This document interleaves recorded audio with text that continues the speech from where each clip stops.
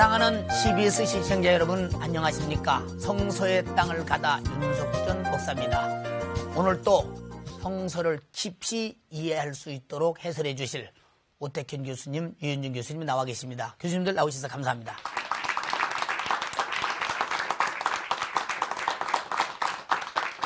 어떤 작품이나 건물이나 또 정교하게 든든히 만들어진 것들은 세월이 가면 갈수록 더 값이 나가고 더 빛이 납니다.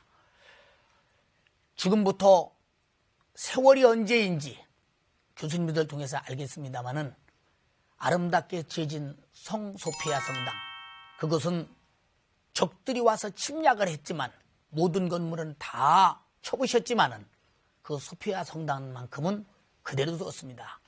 얼마나 아름답고 얼마나 정교하고 얼마나 고풍적이었던지 감히 그들도 손대지는 못했습니다. 바로 그곳에 우리 모두 함께 가보시겠습니다. 비잔틴 시대의 콘스탄티노플로 불렸던 이스탄불은 여러 면에서 로마와 많이 닮아 있다. 한때 동로마의 수도였던 덕분에 이스탄불 안에는 초기 기독교 문화의 걸작품들이 가득하다. 그중 비잔틴 건축 양식의 극치로 평가받는 것이 밤의 어둠 속에 묻힌 성 소피아 성당이다. One day in 5 times pray. Also 25 hour is open. Everybody, people you can go and enters, also pray service. And 400 years old. 6th century and 6th century ADBs. It's 400 years old. The 6 minaret, 365 window. 현재 이슬람 국가인 터키에서 밤의 불빛은 결코 이 기독교 걸작품을 비추지 않는다. 하지만 어둠이 걷히면 성당은 품격 있는 제 모습을 드러낸다. 15세기 중엽 성 소피아 성당은 오스만 터키의 지배 아래 들어갔다. 지금도 남아있는 코란 금문자가 말해주듯 모스크로 용도가 변한 성당에서 이 아름다운 성화들과 기독교 상징물들은 이슬람의 문양들에게 자리를 내주고 두꺼운 회칠 속으로 모두 사라지게 된다.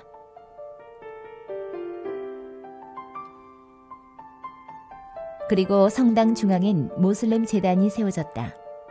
비잔틴 시대 최고 성당이 맞이했던 비운의 시절이었다.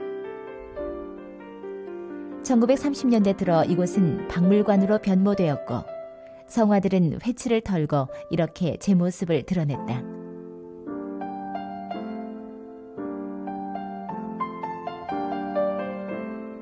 아직도 많은 기독교 예술품들이 박물관 측의 관리 소홀로 손상을 입고 있다. 다행히 회칠 밑에서 건져낸 이 몇 안 되는 작품들을 통해 순례자들은 비잔틴 시대 기독교 예술품들의 아름다움을 깊은 감동으로 만나볼 수 있는 것이다. 치열했던 전쟁의 역사를 견뎌낸 성 소피아 성당은 이제 거룩한 자신의 역할을 되찾아가고 있었다. 오 교수님, 우리는 지금 성 소피아 성당을 봤거든요. 사실 그 현장에 가보니까 이런 건물을 어떻게 지었을까 하는 감탄사가 절로 나오고 그 미적 감각도 대단하더군요. 그 성소피아 성당을 지을 때가 어느 때쯤 됐을까요? 네, 콘스탄틴 황제가 330년 콘스탄티노플로 수도를 이전한 다음에 그 이후의 왕들은 이곳 콘스탄티노플을 발전시키기 위해서 많은 노력을 기울였습니다. 그 노력 가운데서 가장 많은 어떤 노력을 기울였던 사람 중에 한 사람이 AD 6세기의 황제였던 유스티니아누스 황제입니다. 유스티니아누스 황제는 특별히 교회 건축에 상당한 어떤 재능을 가지고 있었고요. 또 성지에 상당한 어떤 그 조예가 있었던 사람인 것으로 추정하고 있습니다. 이 사람이 지었던 성지의 많은 교회를 우리가 한번 몇 개를 예를 들어보자면은 베들레헴에 있는 예수 탄생교회도 이 사람이 지은 것입니다. 또 시내산에 있는 성 캐더린 수도원도 바로 유스티니아누스의 작품인 것이죠. 그리고 에베소에 있는 사도 요한 기념교회, 바로 이 교회도 유스티니아누스의 작품인 것입니다. 자, 그 정도로 많은 교회를 지었던 사람이 바로 이 황제였었는데 이 황제가 콘스탄티노플을 건설할 때는 어머니보다 더 아름다운 딸을 만든다라는 어떤 그 목표로서 이 콘스탄티노플을 건축하기 시작했던 것입니다. 그러니까 어머니는 로마를 얘기하는 것이고요. 딸은 콘스탄티노플을 얘기하고 있는 것이겠죠. 자, 그리고 유스티아누스 황제는 아름다운 콘스탄티노플을 만들기 위해서 가장 자기가 심혈을 기울였던 것이 바로 이 성소피아 성당의 완공이었던 것이죠. 성소피아 성당을 짓기 위해서 유스티아누스 황제는 자기의 모든 것을 기울였고요. 또 자기의 주변에 있는 모든 사람들을 다 이곳에 동원해서 성당을 짓는데 모든 어떤 힘을 기울였던 것입니다. 마침내 537년에 성소피아 성당이 5년이라는 짧은 기간, 정말 이 5년이라는 기간 동안 목사님께서 방금 말씀하셨던 이런 어마어마한 성당을 어떻게 만들 수 있었을까? 우리 모두가 다 경악을 금치 못할 만한 어떤 그런 짧은 기간인데요. 문명이 발전도 안 됐는데 5년 동안 지었다. 이렇기 때문에 바로 이 사실을 가리켜서 불가사의하다, 우리는 이렇게 표현하고 있습니다. 아마 하나님께서 함께해 주셨기 때문에 가능하지 않았을까, 이렇게 생각을 해봅니다. 자, 이렇게 해서 엄청난 어떤 그 당대의 세계 최고의 성당을 지어놓고 그곳에서 유스티아누스 황제는 유명한 말을 남깁니다. 솔로몬이요, 내가 당신을 이겼어 라고 얘기합니다. 그러니까 이전의 예루살렘 성전보다 훨씬 더 화려하고 커다란 성전을 내가 짓고 말았다 하면서 자기의 성취감을 나타내놨던 말이라고 얘기할 수 있을 것입니다. 자, 이 성당은 도움 양식의 어떤 건축으로서 세계 건축사의 어떤 새로운 획을 그었던 건축이라고 얘기할 수 있고요. 또 성당 안에 있는 모자이크 벽화는 세계 최고의 걸작품이라고 얘기해도 손색이 없을 정도로 정말 아름다운 벽화들이 많이 있습니다. 오 교수님, 그 동로마 제국은 오스만 터키에 의해서 아주 완전히 멸망당하지 않았습니까?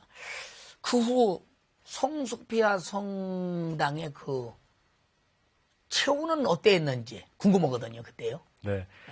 오스만 터키의 슐탄 메흐멧이 53일 동안 콘스탄티노플을 집중적으로 공격하기 시작합니다. 그래서 난공불락을 자랑했던 콘스탄티노플의 3중 성벽이 무너지게 되고요.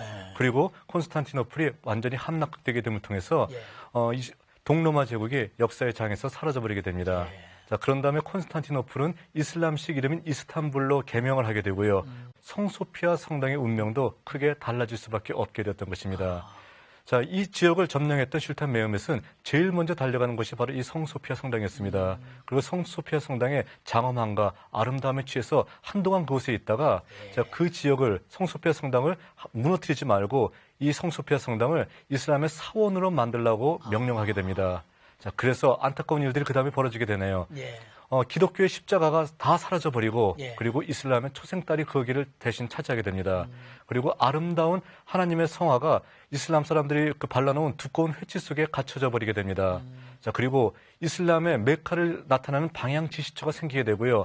자, 뜻모를 이슬람의 수많은 문양들이 성소피아 성당을 가득 채우게 되었던 것이죠. 자, 이래서 성소피아 성당은 성소피아 사원으로서 이제 불행한 역사를 이후 500년 동안 계속해서 진행하게 되었던 것입니다. 그러다가 1931년 오스만 투르크가 멸망한 이후 터키 공화국의 초대 대통령이었던 아타투르크는 이 성소피아 성당을 박물관으로 개조할 것을 명령하고요. 두껍게 발라져 있었던 이슬람 회치를 다 제거하라고 명령을 하게 됩니다. 그래서 현재까지도 이 회치를 제거하는 작업이 계속 진행 중에 있습니다. 제가 작년에 성소피아 성당을 한번 가봤었는데 그때도 이 회치를 제거하는 작업을 계속하고 있었습니다. 그 정도로 대략 75년이 지났음에도 불구하고 회치를 제거하는 작업을 아직도 하고 있습니다. 그러나 그 결과 아름다운 하나님의 성화가 빛을 보게 됐고요. 오늘도 그 장소에 가서 많은 아름다운 성화를 바라보면서 많은 사람들이 감격하고 있습니다. 참 다행스러운 일이네요. 그 역사에 의하면 그 이스탄불이 오스만 터키의 도시가 된 지 1600년 초에 그 술탄의 그 명령으로 인해서 블루 모스크가 바로 세워졌다고 합니다. 그런데 그 한 가지 궁금한 것은 왜 하필이면 성소피아 성당 그 앞에 그저 비젓하게 세워졌거든요. 그렇게 세워졌는지 궁금하거든요.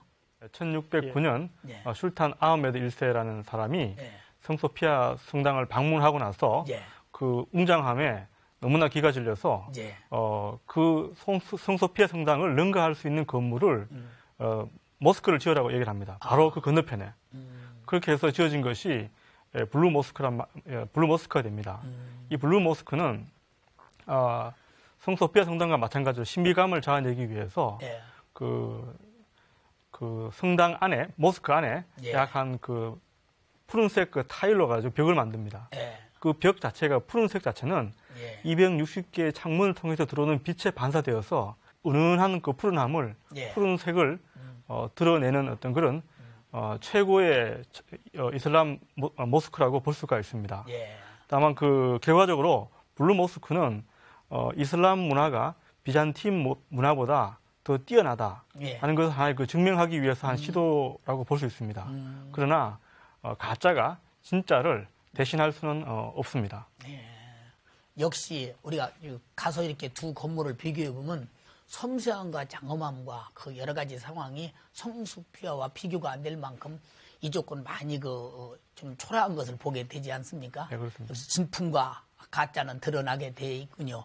교수님 말씀을 들어보면서 한 가지 그 의문점이 있습니다. 대개 이제 우리는 교회가 예를 들어서 뭐 절간을 산다든지 그러면 그걸 교회로 그냥 쓸 수는 없지 않습니까? 네. 어떤 변경을 한다든지 다시 짓는다든지 뭐 변경보다는 뭐 다 헐고 다시 지어야 되겠죠. 교회 모습으로. 그런데 이 이슬람인들은 어떻게 해서 이 성당을 모스크로 직접 사용할 수 있는지 상당히 의문이 되거든요. 예, 그 오늘날의 개념에서 보면 그런 생각이 들 수가 있습니다. 예. 그렇지만 고대 세계에서는 예. 그 전쟁이라는 것이 신과 신의 전투였습니다. 예. 그래서 이긴 국가의 신이 그 진 국가, 피정복 국가의 신을 예. 이긴 게 됩니다. 그러니까 피정복 국가의 신의 그 자리에 신전에 그 승리자의 그 신전으로 다시 바뀌게 됩니다. 그런 과정을 통해서 예. 그 흩어진 어떤 그 민심들을 수습하고 일종의 이 지배 어떤 수단으로 이용하는 그 전형적인 그 예가 됩니다. 이러한 예는 이집트에 가게 되면 그 많은 신전들을 보게 되는데 그 신전에 보더라도 이집트의 옛날 사원 안에 또한 기독교 그 우리 성당으로 교회로 사용한 흔적도 볼 수 있습니다. 그러니까 이 소피아 성당을 예를 들어 본다면 그 이슬람이 이 기독교를 점령하고 나서 예. 이슬람의 어떤 문화나 그 신이 비잔틴의 문화나 신보다 더 우월하다는 것을 증명할 수 있는 하나의 그 좋은 예가 되는 거죠. 예. 그런 의미에서 성소피아 성당을 모스크로 개조했다고 볼 수 있습니다. 성소피아를 사용하게 된 동기는 그 신과 신의 전쟁 속에서 이겼고 정복했고 소유했다는 뜻으로 아마 더 큰 개가를 부르기 위해서 그렇게 사용했지 않나 그렇게 생각되는 교수님 말씀 들어보니까 예, 그 이슬람의 술탄이 시샘에 의해서 그 블루 모스크를 세울 정도로 그 아름다웠던 성소피아 성당에 대해서 못다한 얘기를 나누기 위해서 한번 가보시겠습니다. 신성한 지혜를 뜻하는 성소피아 성당.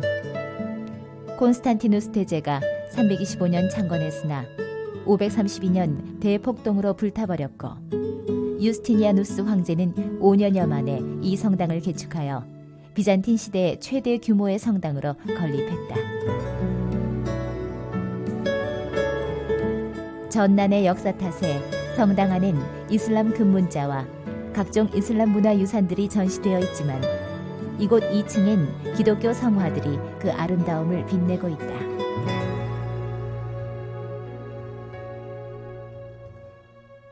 당대 최고 걸작 드시스는 심판의 날 예수께 자비를 베풀기를 간청하는 내용이라고 한다. 천장 도움의 아기 예수와 마리아 또한 회칠의 벽 속에서 살아난 걸작품이다. 위대한 황제들은 성모 마리아에게 이스탄불과 성소피아 성당을 바쳤다. 그러나 성소피아 성당은 현재 이슬람 국가 터키의 박물관이다. 하지만 그 안엔 비잔틴 시대에 위대했던 기독교 국가의 수도 콘스탄티노플의 역사가 감동으로 자리 잡고 있다.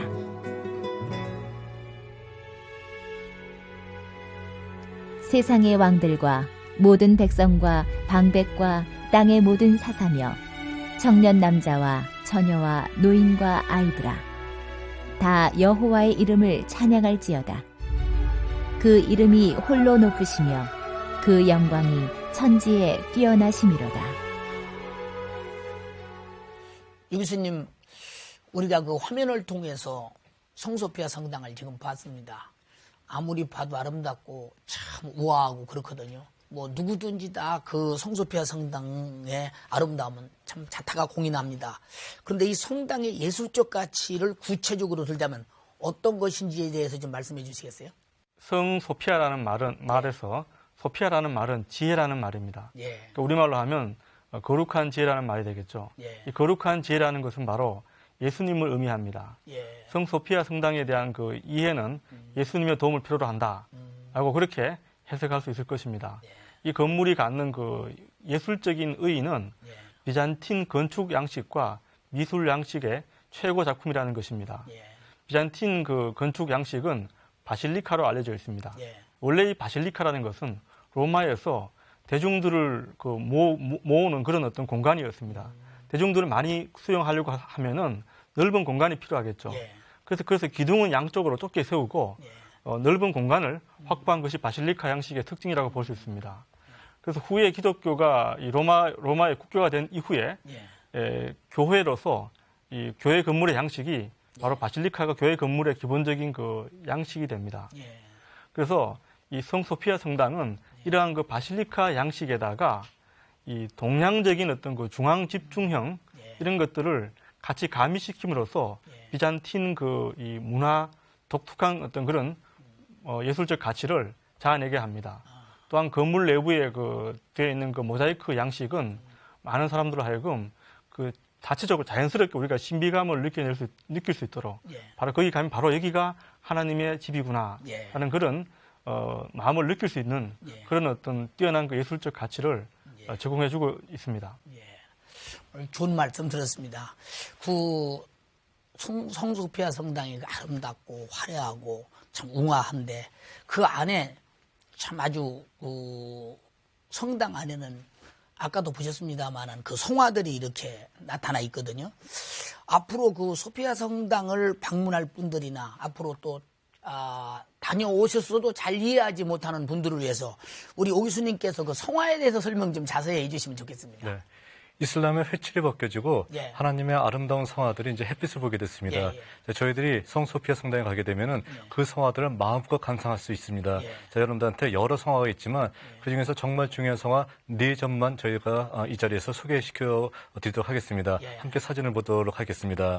제일 첫 번째 사진은 아기 예수를 안고 있는 마리아의 모습입니다. 또 도움의 가장 꼭대기에 있는 어떤 그림입니다. 자, 이 그림을 보기 위해서는 우리가 고개를 쳐들고요. 쳐다봐야 되는데 주변에 어떤 도움의 창문에서 오는 그 햇살과 비추어서 이 그림을 봤을 때 마치 굉장히 신비스러운 장면을 연출하게 되고요. 하늘에 계신 예수님께서 땅에 있는 우리를 쳐다보는 듯한 어떤 이런 착각에 빠지게 하는 정말 아름다운 그림입니다.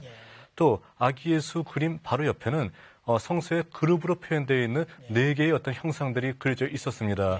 그런데 이슬람에서는 살아있는 형상이 사원의 그림으로서 표현되는 것을 금지합니다. 그래서 사진에서 보는 바와 같이 국적 불명의 이상한 모양의 어떤 모습으로서 변화가 됐던 것이죠. 자, 저것은 너무도 이상하게 변형을 시켰기 때문에 도저히 회치를 벗겨내도요. 지금 잘 복원이 되지 않고 있다고 하고 있습니다. 세 번째 그림은 저희들이 1층뿐만이 아니라 성소피아 성당 2층으로 올라가시게 되면은 더 많은 성화를 볼 수가 있는데요. 그 중에서 정말 유명한 성화 2점만 소개시켜 드리겠습니다. 자, 화면에서 보시는 것과 같이 예수님이 중앙에 계시고요. 그리고 오른쪽에 세례 요한이 있고 그리고 왼쪽에 마리아가 있습니다. 자, 비록 많이 파괴가 되긴 했지만 이 측에서 보는 성화 가운데서 가장 아름다운 성화 중에 하나라고 얘기할 수 있습니다. 또 마지막으로 여러분들한테 보여드릴 성화는 아기 예수에게 동방박사가 가서 황금과 유황과 모략을 바치듯이 아기 예수 주변에 콘스탄티노플을 건축한 콘스탄틴 황제가 바로 콘스탄틴 그 도시 자체를 지금 봉헌하고 있는 어떤 장면이 나와 있고요. 그리고 성소피아 성당을 만든 유스티아누스 황제가 성소피아 성당을 아기 예수에게 봉헌하고 있는 이런 감격적인 어떤 그림이 그려져 있는 어떤 아름다운 성화가 있습니다. 자, 이런 어떤 성화들이 다시 햇빛을 볼 수 있게 되어서 정말 다행인데요. 저희가 여기서 한 가지 더 바랄 수 있는 것은 모든 터키인들이 예수를 영접하고 이 자리에서 이 아름다운 성소피아 성당에서 하나님을 찬양하는 날이 빨리 돌아올 수 있기를 마음으로 기원해 봅니다. 오 교수님 오늘 말씀 들어보니까 사실 이렇게 가서 성소피아 성당의 그 모습을 보면 웬 건물을 저렇게 애기예수께 이렇게 갖다 드리나 이렇게 싶기도 하겠습니다. 우리 교수님께 자세히 설명해 주셔서 가서 보시는 분들이 많이 이해가 됐으리라고 믿습니다. 오늘 두 교수님께서 말씀 참 이해 깊게 그리고 충분히 또 은혜롭게 말씀해 주셨습니다. 우리 방청객들 중에서 질문이 있는 것 같습니다. 질문을 받아보겠습니다. 오 교수님께 여쭤보겠습니다. 우리가 알기로는 터키 사람들이 한국 사람들을 매우 좋아한다고 알고 있는데 그것이 사실인지 그렇다면 그 이유가 무엇인지 알고 싶습니다. 네, 터키 사람들은 6.25 전쟁 당시에 우리를 도와줬던 16개국 가운데 한 국가였었고요. 그리고 미국과 영국 다음 각에 많은 수의 병력을 우리를 위해서 파견해줬던 나라입니다. 그리고 많은 전사자들을 우리의 전투 속에서 6.25 동란 속에서 내게 됐던 것이죠. 그렇기 때문에 우리를 가리켜서 혈맹이라 얘기하고 있고 형제의 나라다라고 말하고 있습니다. 그래서 상당히 한국 사람들을 좋아하고 있습니다. 그런데 터키 사람들이 더욱더 최근에 들어서 한국 사람들에 대한 애정이 더욱더 진해졌습니다. 왜 그러냐면 2002년 한일 월드컵에서 3, 4위전 우리 터키하고 싸웠었잖아요. 그 싸웠을 때 되게 승패를 떠나서 저희들이 터키 국기를 들고 함께 열광적으로 터키를 응원해주고 또 경기가 끝난 다음에 어깨동무를 하면서 우리가 졌음에도 불구하고 함께 그라운드를 오면서 형제의 애를 확인해줬던 것을 바라보면서 터키 사람들은 한국 사람들에게 깊은 감동을 받았고요. 그 이후 터키 어느 지역 가든지 한국 사람이라고 얘기만 하게 되면 정말 우호적으로 대해주는 것을 느끼고 있습니다. 여러분들도 한번 터키 한번 꼭 구경하셔서 그 뜨거운 어떤 터키인들의 한국 사랑을 한번 여러분들도 체험해 보시기 바랍니다. 유 교수님께 질문하겠습니다. 역사적으로도 이슬람 술탄들의 시샘의 대상이 되었던 소피아 성당이 현재 왜 터키에서 이슬람 사원이 아닌 박물관으로 이용되고 있는지 궁금합니다. 예, 오스만 터키가 무너진 다음에 터키가 나중에 독립국가가 됩니다. 독립국가가 되니까 그리스를 비롯한 유럽의 많은 국가들이 성소피아 성당의 반환을 요구하게 됩니다. 자, 그렇게 되자 터키라는 나라의 정치적인 어떤 이 감각은 유럽이 되고 싶어 합니다. 유럽 사람들의 비율을 맞출 필요가 있는 거죠. 그런 의미에서 이 성소피아 성당 안에서 일체의 어떤 종교적인 행위 자체를 다 금지시키고 있습니다. 그런 의미에서 이것이 지금 성전이 아니고 모스크나 성당이 아니고 박물관으로 이용되고 있는 이유라고 볼 수 있습니다. 오늘 두 교수님들의 말씀이 너무 은혜스러웠고 충분한 답변에 방청객이나 시청자들이 아마 많은 이해가 됐으리라고 생각됩니다. 오늘 또 어느새 끝내야 할 시간이 다 됐거든요. 근데 지금까지 터키 성지를 자세히 은혜롭게 깊이 설명해 주셨던 우리 유현정 교수님께서 개인상 너무 바쁘셔서 더 이상 참여를 못하겠다고 말씀하셔서 그 속에 있는 정말로 진가에 여러 가지를 더 좀 많이 알고 싶은데 아쉽습니다. 교수님, 시청자들에게 한 말씀 해주시겠어요? 네, 그동안 약 6주 정도 터키를 성지 순례하는 동안에 도와주신 많은 분들께 감사드립니다. 앞으로 500년이나 1000년의 세월이 흐르고 난 다음에 우리나라에도 많은 기독교 유적지와 성지가 생겨서 많은 세계의 기독교인들이 우리나라를 순례하게 되는 그런 날도 같이 한번 소망해 봅니다. 감사합니다. 교수님 앞으로 이제 많은 학생들을 기르시면서 큰일 하실 때 더 빛난 역사가 일어날 것 같습니다. 교수님 말씀대로 우리나라도 500년, 1000년 후에는 성지가 됐으면 좋겠습니다. 오늘 두 교수님 나오셔서 대단히 감사합니다.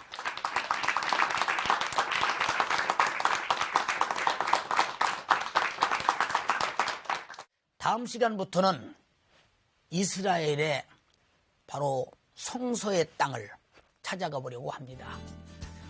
신약 성경뿐 아니라 구약 성경의 역사가 살아 숨쉬는 풍부한 그곳, 바로 그 구약 성경의 보고 하나님이 살아 역사하고 바로 일하셨던 그 장소로 가시면서 다음 시간에 또 은혜를 기다리는 좋은 시간 되기를 바랍니다. 또 뵙겠습니다.